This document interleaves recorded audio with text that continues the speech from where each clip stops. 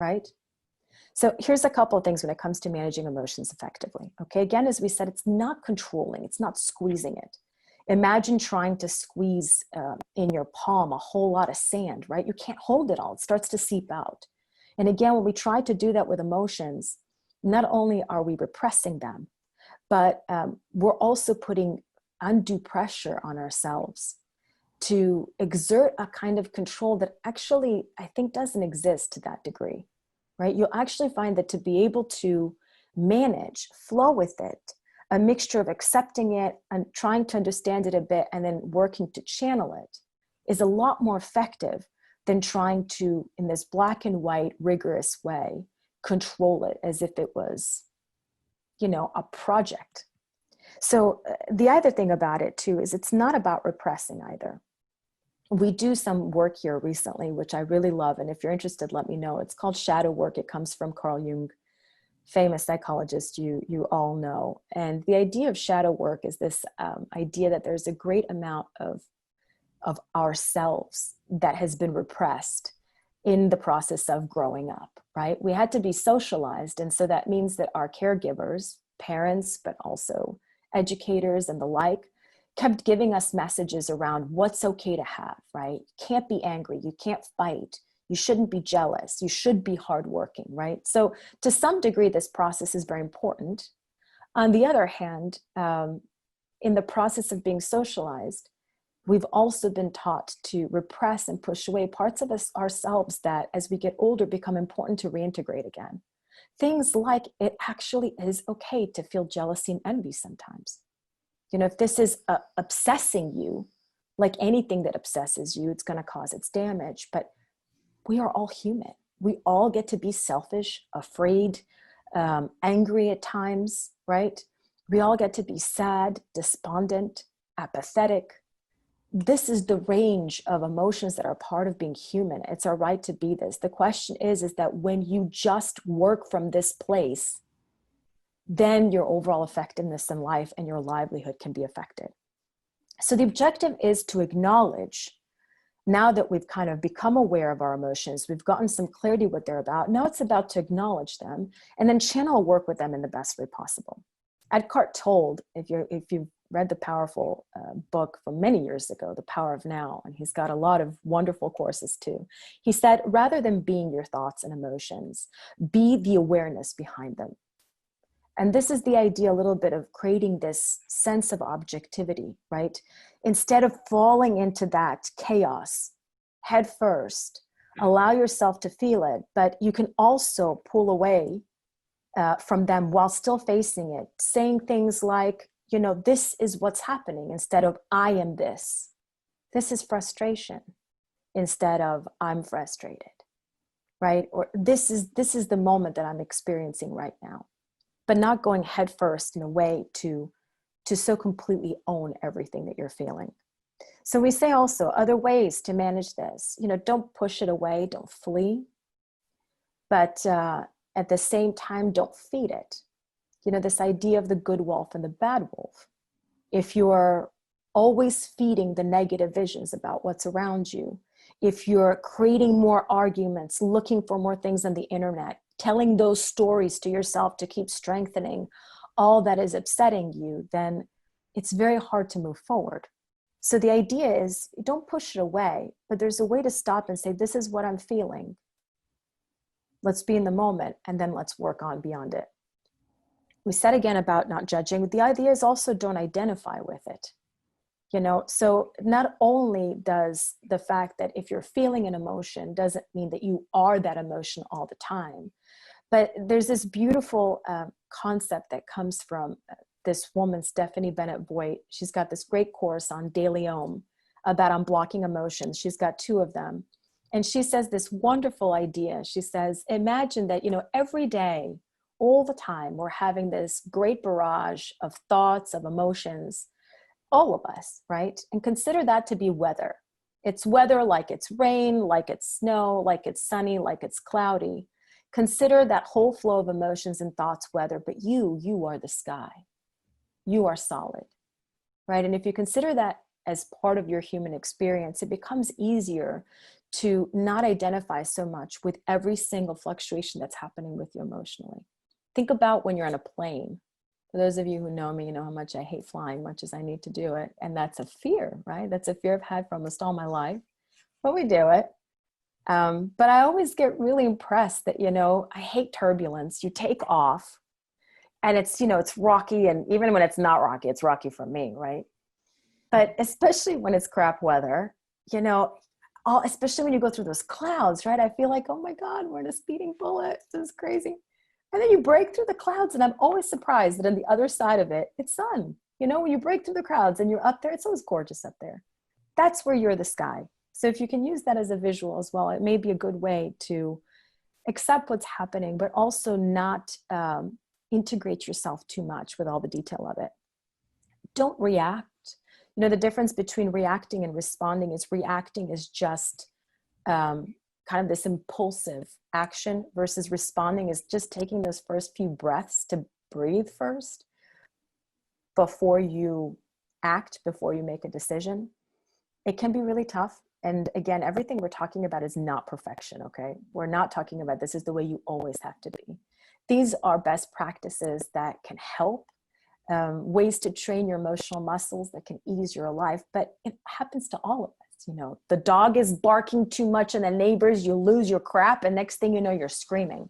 Your kids are driving you nuts and it comes out. It happens to all of us. The idea is just also understanding that sometimes being able to take a couple of breaths before can actually do amazing wonders. They found in recent research that it's insane, really, that it's so powerful that even if you're not someone who's practicing meditation on a regular basis, just learning to take a few natural deep breaths a day has been proven to greatly reduce, heart disease, stress-related diseases as well, all kinds of issues, not to mention reducing anxiety, depression, but we just don't give ourselves that time. So this idea of don't launch yourself, try and take those few breaths when you're feeling something, even if you have to get out of Dodge for a while and be alone. We talked about, we talked about speaking out loud, but it's also been proving that it's really wonderful to write things down, right? And so those of you who have worked with me, we've heard about this as well, that this idea that when you pull things out of your head, when you put them on paper, you actually have much more ability to work with them. And this is as much true for creative and entrepreneurship ideas or any kind of ideas as it is for dealing with fear. Now, the concern most of us have around this is this, oh God, I'm feeling so poorly. If I put it out on paper, if I name it, it's going to give it more power. And it couldn't be farther from the truth. When you put it down on paper, you get to see it. And one of the particularly helpful exercises in cognitive psychology is, either regularly in the mornings or at nights, or when it's happening to you through the day, to sit down and write in detail. And this is the key, and use a pen. It's not on the computer, right? Not digitally. Write down in detail the fears or the anxieties or the worries that you're having. So it's not like, oh, I'm afraid that I'm going to lose my job. It's like, I'm afraid I'm going to lose my job and there's not going to be enough money, and try and follow it. Really, it feels uncomfortable in the beginning, but once you start writing them down, and the key here is to be really diligent, even rewrite the ones that keep coming up that are stubborn. Over time, what happens is that your brain gets bored. And if you do this over a while, the brain gets so tired of hearing the same crap all the time that it actually loses the sting from a lot of these fears. You can also then take the moment that as you write down these concerns, go back and with each one of them specifically, find logical, reasonable counter arguments, right? I will lose my job and then we're going to run out of money and then I'm going to end up on the street. Well, I'm a capable professional. I will be able to find a job. It's not like the entire market is going to implode. I will find a job. I'm willing to work. I'm able to work, or we have savings. My partner also works, etc. We have people who can help us. We won't end up on the street, right? So even if there are things that you feel less likely that you'd want to take advantage of, at least knowing that there are options takes you out of that self-sabotaging cycle of this is the only thing that can happen. And as we say, when you get that worst fear, ask yourself, is this really true? Is this really all there is? Am I sure? Am I sure this is exactly what's going to happen? The other part is being able to stay with your emotion. And this is the one that's one of the most uncomfortable, but extremely powerful. What this means is we talked a little bit about breathing, but it also means that, most of us are distract away. I feel uncomfortable, get away from it. But actually being able to sit with it, not dive into it, but sit with it, actually dispels it in many cases. It's quite incredible. You think you're going to have to sit with it for a very long time, but often within minutes, it will start to dissipate. Again, the idea is don't keep feeding it. Don't keep looking for arguments and evidence for why it's true. Just sit with it. So it might look like this. I don't know why I feel it, but I feel super uncomfortable right now, and I feel super inadequate and whatever. And just sit and breathe. It sounds silly, but it's marvelous. Now, it may not work for you all the time, but again, if you do practice this over a while, what it does is it just lets your body feel that emotion.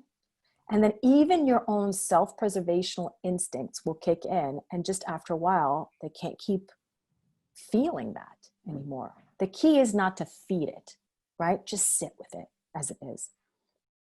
And the other thing is also, as we said, this is about accepting part of our situation right now, but any situation you're in that is particularly overwhelming like this is to also accept this is where we are. We are in this situation right now. It's not going to be comfortable. Life isn't comfortable all the time. But you can also, when you're feeling crappy or any challenging emotion, try and orient yourself towards the emotion you want to feel, right? So if you're feeling inadequate, maybe the next thing to try and focus on is the reasons that you are adequate, the reasons that you want to feel supported, that you want to feel powerful enough, that you want to be already worthy, and work on that. It may feel awkward in that moment, but after a while, just like anything, our emotions get the better of us because we feed them most of the time, right? It's that selective perception. But if you try and orient towards something else, and you put some due diligence into it, even if it feels like you're faking it in the beginning, it'll work. And the last thing I want to say is, is about rest. When there's a lot of emotional stuff happening, as we spoke in the previous call, it's a lot of emotional credits that are constantly working in the background, whether you feel it or not. They're just processing and trying to keep you going, trying to keep you calm for yourself, for others, trying to keep you functioning, productive, whatever it is you think you need to be doing. And so if you're feeling some aches and pains, if you're feeling some, need to just push away, then do it.